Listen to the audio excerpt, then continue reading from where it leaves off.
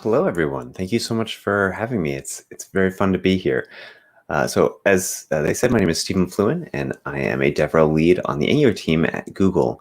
And so my job is really to be here for the community, to make developers and organizations successful, as well as to reflect the needs of the community onto the team so that as we evolve and make Angular better over time, we're doing it in a way that's listening and being as involved with the community as possible. And so that's why I'm here today. So we are here today talking about making your Angular applications as fast and as fresh as possible. And there's a lot of different techniques to do this, and there's a lot of talks out there. And so with this talk, I've been trying to do something a little bit different than usual, which is that instead of going to a slide deck instead of presentations, I want to just show you some of these techniques and show you some of these strategies live in code. And so what we're going to do today is we're going to be taking a look at some real Angular applications that I've just created on my disk here in the last couple of days. And then we're going to be making some changes to those Angular applications. We're going to be seeing some of the things that we can do to make that application better, to make that application faster. And then what we'll do is we will take a look at the impact of these things and see how these strategies affect our application overall. Does that make sense? Let's go ahead and get started. So as you can see here, I am staring at a brand new Angular application that was scaffolded using the CLI. So I just basically ran ng new. And so this is the default Angular application you're going to get out of the box. And the first thing I'm going to want to do is I'm going to want to go and make some changes to this application because right now it's actually a little bit too basic for us to show off some of the things that we're talking about. And so what I'm going to do is I'm going to pull up the code. This should look super familiar to anyone that's done Angular before, where we have our source folder, we've got our app folder, and we could do something like, for example, in our app module, we can go ahead and do a bunch of imports. So because we've used the CLI, because we've said, yes, we want to enable routing, we've got things like the app routing module in here. And what I'm going to do is I'm going to import a few more dependencies. So I'm going to import a HTTP client module. I'm going to import the forms module. I'm going to import the reactive forms module. And what we should be able to do is if we fix these imports is see our application kind of gain access to these features. And so let's go ahead and do the imports. So at Angular common HTTP to get our HTTP client module. And then I'm going to go ahead and do the same thing for forms module.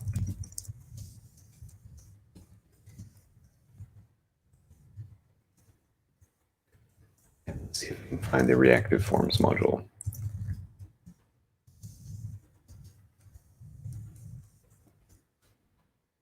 Right here, we should just format that. All right, so this is just like we'd be doing in a normal Angular application. We're taking a existing app and we're adding in some new dependencies.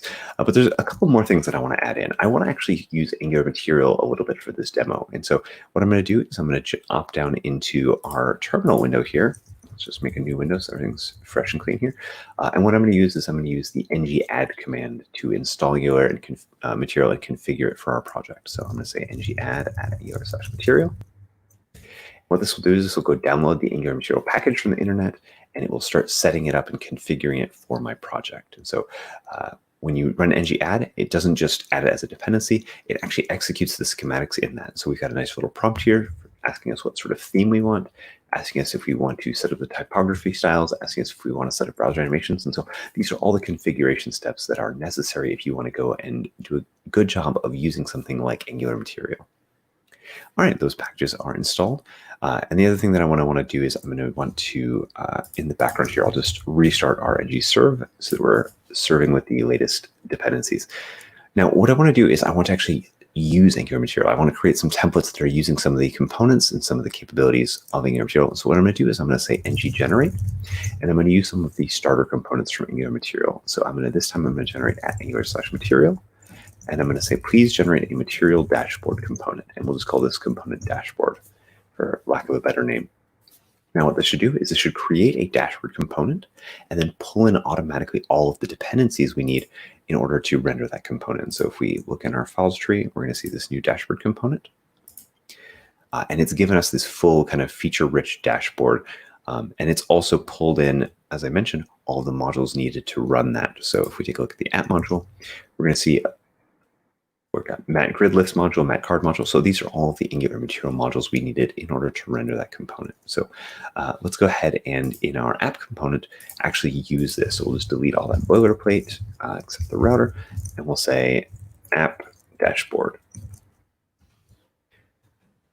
there we have, we're using our new dashboard component, and if our ng-serve succeeded, which it should have, we should be able to take a look at our application. Now we've replaced that default basic application with this nice little dashboard. You've got animations, you've got inkiness. So this is now in bundle size world, a real application. We've actually got some dependencies, we've got some loaded. So now we have a real application. Now I want to actually start diving into some of the best practices that we should all be following to stay as fast and fresh as possible. So the first thing I recommend you do is pull up the Angular JSON file. And so this is a file that just lives in the root of every Angular workspace, and it configures the way that Angular should be building and configuring your project. And so in here, you're going to find a lot of those configurations. And what I want to find is I want to find the production build configuration. So this is the configuration that applies when you do an ng build -- prod. And there's two keys in particular that I care about. So I care about this source map key, and I care about this named chunks key. And so what I'm going to do is I'm going to set each of these to true. So I'm going to say yes to source maps and yes to named chunks. What source maps gives me is it gives me a mapping when we do that build. So instead of just getting out the pure JavaScript that is being rendered and run by the browser, we're also going to get a mapping that says, where does every bit of that JavaScript in the production bundle come from, whether that's TypeScript, whether that's HTML. It follows it all the way back to the code that you're writing so that you understand what's in your production bundle. And so this is going to be one of the key and most essential strategies for keeping your application as fast as possible. And I always turn on named chunks to true. This is a feature that allows you to, instead of when you run a build and you end up having a bunch of different chunks that can be lazy loaded by Angular, this actually gives all those chunks names based on where they are in the file system. And this is just a really helpful thing that I've seen. And it doesn't really reveal anything. It's not really a security hazard. So I always just turn that on. So now that we've got source maps and we've got named chunks, what we're going to do in the background is I'm going to run an ng build -- prod. And so this is going to take our application. It's going to create a production build. So it's going to do all the minification, all the tersing, all the obfuscation, all those sorts of things that happen as a normal build. But this time we're going to get these essential source maps out, which is going to be key for us. The other thing that I'm going to do is I'm going to install another tool into my system. So you can either install this globally, so you can see yarn global or npm install -g, but we're going to install something called Source Map Explorer. So let's go ahead and in our second tab here, let's do that. So we're going to say yarn add yarn global add Source Map Explorer. So there's a bunch of these tools out there. These tools are designed to take those source maps and show you a visual representation of your bundles. But Source Map Explorer is definitely the one that our team recommends. If you use something like Webpack Bundle Analyzer, it actually starts analyzing these source maps at the wrong step of the process. And so you can actually miscategorize and give you a false understanding of your bundle size and where it's coming from. So we've got Source Map Explorer installed now. And as soon as our production bundle is finished, which it looks like it is, we can go ahead and cd into the dist folder and see that we've got a fast and fresh folder. This is big enough for everyone to see. Now, this is all of the bundles from my application today. And so what I can do is I can run Source Map Explorer, and I can pass in one of those bundles. So we'll just pass in the ES 2015. We're going to get this really great visual representation of all the things that we have in our application. So you can see our application is about 445 KB for this bundle, and some of that's coming from Angular core features that we're using. Some of that's coming from animations, some of that's coming from the router, but we're also seeing all the material components that we're using. We're seeing CDK features that we're using.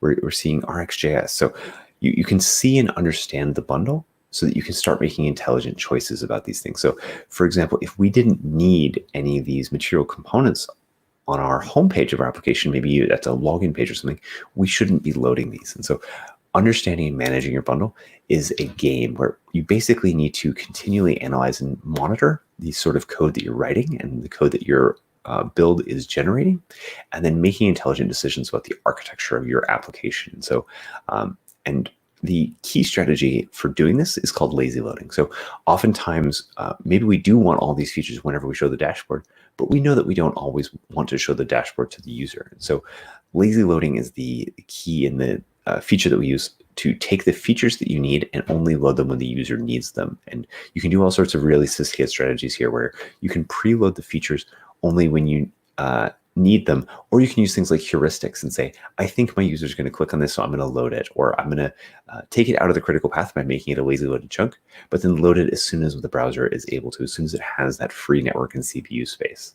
And so what I'm going to do is I'm going to go ahead and show you a couple ways to do lazy loading. So as we talked about before, I created this project with our router installed. So you can see we've got the router module configured. You've got a set of routes. Right now, this is just empty because we're not really using the routes too much. And I could manually go in here and create a bunch of different paths and use the load children key. So load children is what allows you to actually create a function that dynamically imports code, and Webpack just automatically splits that into a separate chunk. But what we're going to do is we're going to use with CLI because there's actually a really cool capability that makes this much easier. And so I'm going to, let's just clear the screen here. I'm going to say ng-generate module, and I'm going to pass in a module parameter, which is a reference to a module saying, where do I want to register this new module? And we'll say, well, we want to register it in the app module. And then I'm going to say route. And what the route does, it says, where do I want to reference this module from in my route configuration? So let's maybe call this a new home screen. And then I'll just give the module a name. And what should happen if I've done this correctly, I'm in the wrong folder. Sorry about that. So if I've done this correctly, what should happen is it should find the app module. It should go ahead and update references from the routing for that app module, and then create not only a new module called home, but it's also creating a first component to it and routing to that. And so if we take a look here, we're going to see a new home module that imports the its own home routing module as well as the common module and declares the home component. And if we look at our app module and our app routing module, we're going to now see that nice new reference. So you've got a new path here named home. Maybe we could just call this default if we want. And it's loading the home module as a dynamic import. So this is a standard kind of web feature that Webpack knows how to resolve and VS Code knows how to resolve. And we can actually say, hey, here's the symbol that we're getting out of that file that we are dynamically importing. So by doing that, whenever I do a build now, whenever I do an ng-serve, which we'll spin back up here,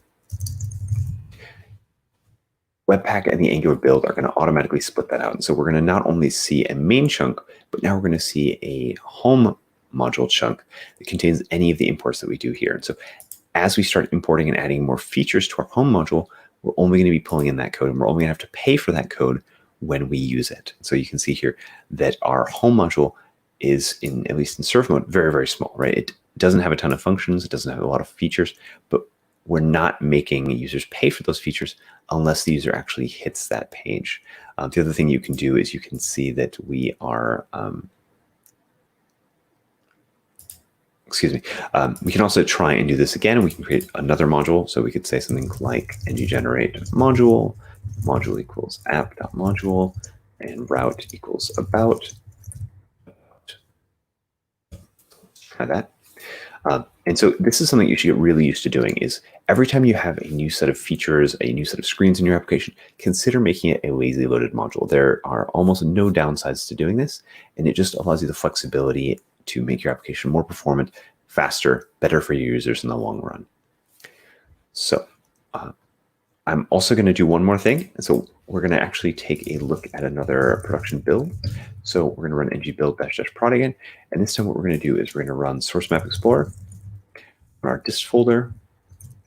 We'll just say, let's take a look exactly at our about module.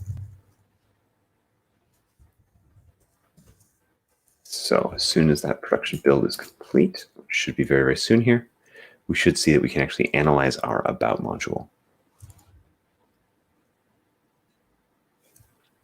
So a lot of developers, once you've been building with Angular for a while, get very used to seeing this 92% chunk asset optimization. That's where Webpack is actually doing the bundle math that allows it to split out all the chunks and only pull in their dependencies at the right time, as well as creating things like the common modules that allow you to have a lazy loaded chunk that is shared across a bunch of different chunks of your application. So we now have our about 2015.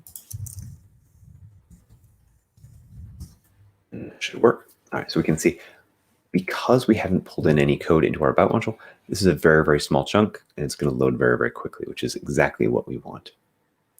So We started off talking a lot about staying fresh. And the two things to remember are you should be generating source maps and you should be looking at those source maps, because it's very easy as we build out an application to accidentally import something, or import something because we need to build a new feature and not realize that you're bringing all this code with it that you might not have intended.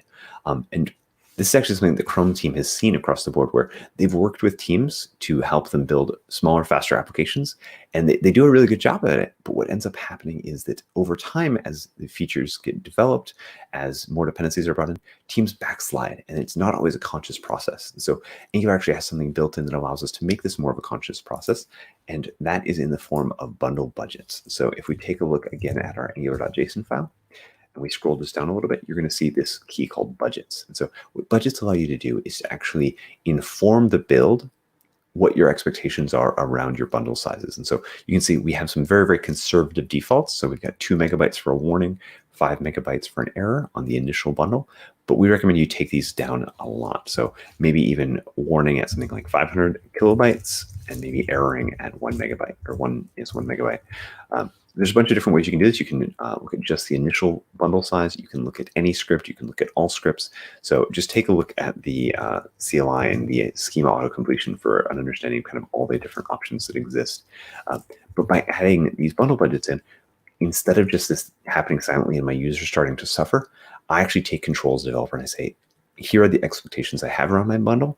And then whenever CI runs, whenever I try new builds, I'm going to get immediate feedback about how that is affecting my application, which is really, really exciting.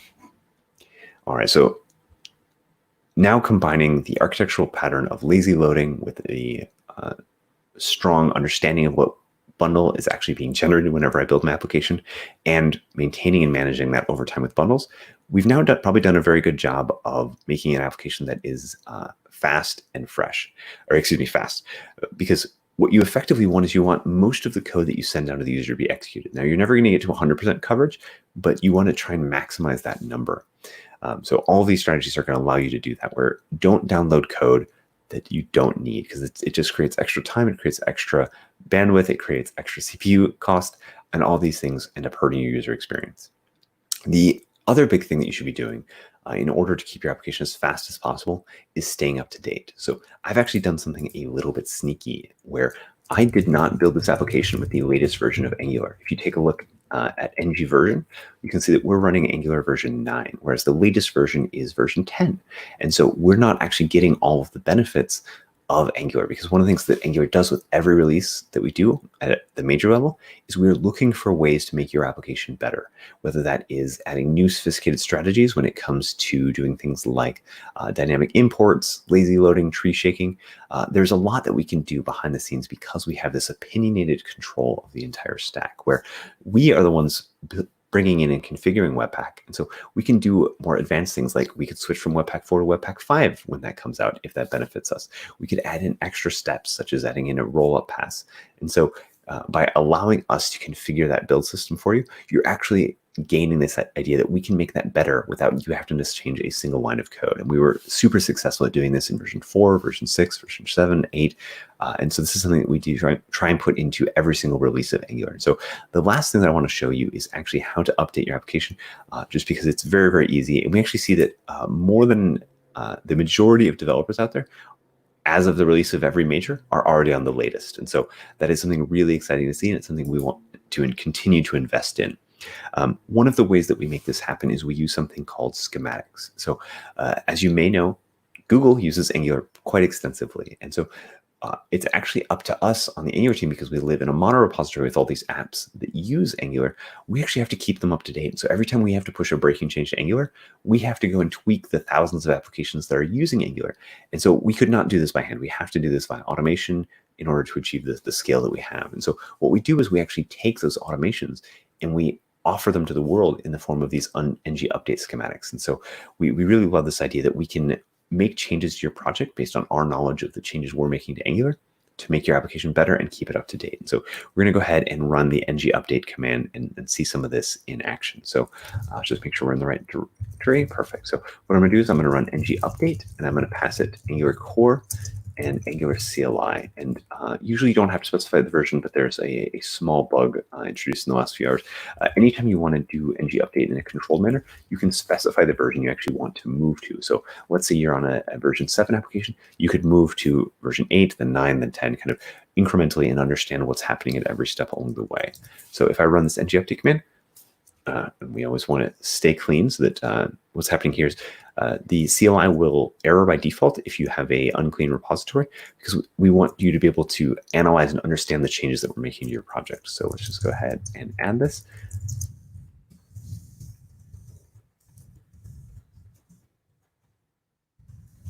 All right. If you wanted to, there's also an allow dirty flag, which can come in handy some of the time.